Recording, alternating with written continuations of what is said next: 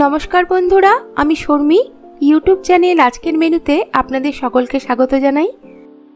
আজকে আমি বাঙালিদের ভীষণই পছন্দের একটি ইলিশ মাছের রেসিপি তৈরি করতে চলেছি। আর এই ইলিশ মাছের নাম শুনলেই সবার প্রথমেই আমাদের মাথায় যে রেসিপিটি আসে সেটি হলো ইলিশ ভাপা। এই রেসিপিটি কিন্তু তৈরি করা খুবই সহজ, কারণ খুব অল্প সময় আর অল্প উপকরণ দিয়েই এটি তৈরি করা হয়ে থাকে, যার জন্যে ছোট থেকে বড় যে কেউ অনায়াসে এই ইলিশ ভাপা রেসিপিটি তৈরি করতে পারে। আজকে আমি এই ইলিশ ভাপা রেসিপিটি কিভাবে বানাতে হয় সেটি আপনাদের সাথে শেয়ার করে নেব আমার এই ভিডিওর মাধ্যমে। প্রথমে আমি ইলিশ মাছগুলি ম্যারিনেট করে নেব। ম্যারিনেট করার জন্যে আমি এখানে 5 পিস ইলিশ মাছ নিয়ে নিয়েছি। এবারে আমি পিসগুলিকে আন্দাজ মতো নুন আর সামান্য একটু হলুদ গুঁড়ো দিয়ে ভালো মতো এপিট ওপিট করে মাখিয়ে নেব।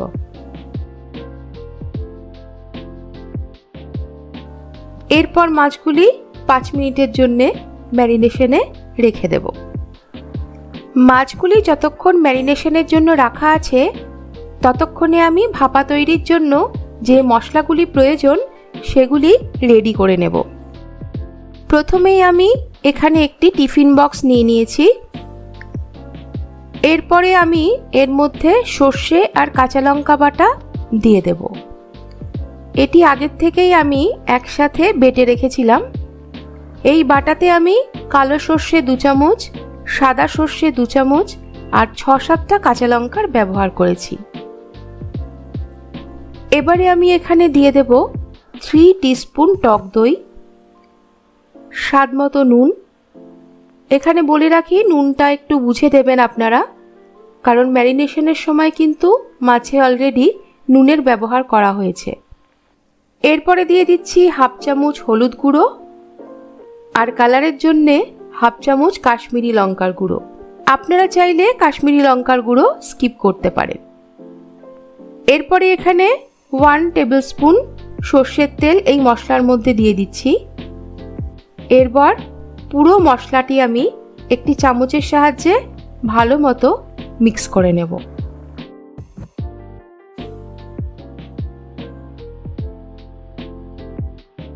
পাঁচ মিনিট পর এবারে আমি ম্যারিনেশনে রাখা মাছগুলি একটি একটি করে যে মশলাটি তৈরি করে রেখেছি তার মধ্যে দিয়ে ভালো মতো এপিট ওপিট করে মাখিয়ে নেব।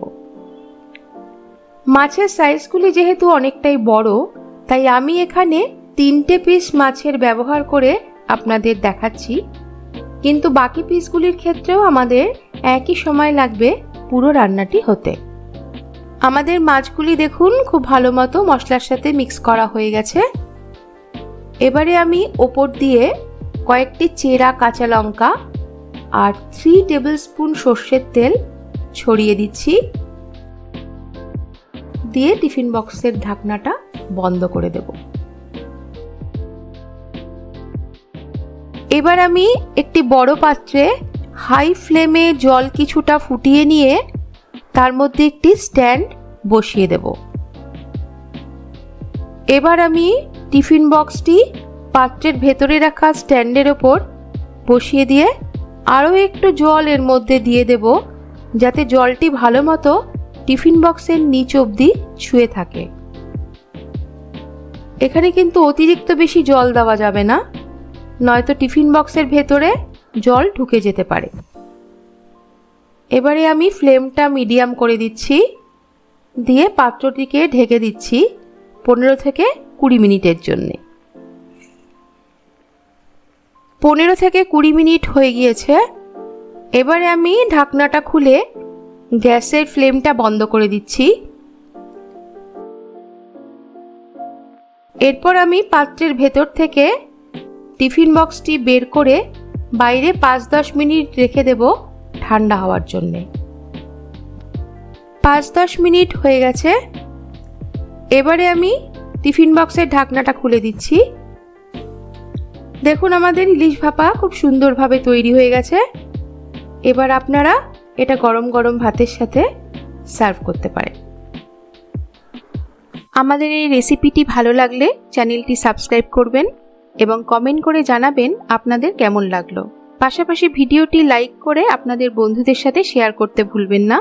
আবার দেখা হচ্ছে আপনাদের সাথে নতুন একটি রেসিপি নিয়ে। ধন্যবাদ।